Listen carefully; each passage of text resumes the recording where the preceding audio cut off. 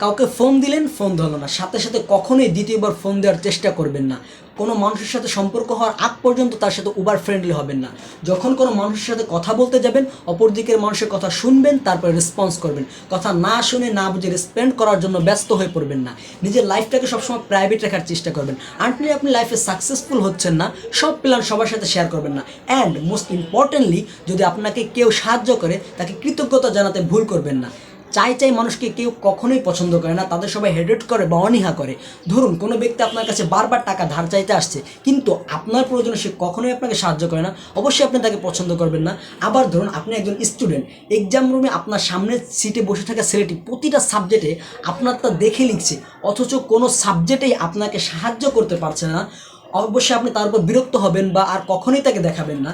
ঠিক সম্মান বিষয়টা অনেকটা এরকম। সম্মান পেতে হলে মানুষের কাছে সম্মান আশা না করে মানুষকে সম্মান দিন। প্রতিনিয়ত আপনি যে সম্মান পাবেন তার চাইতে অধিক সম্মান মানুষকে দিতে হবে।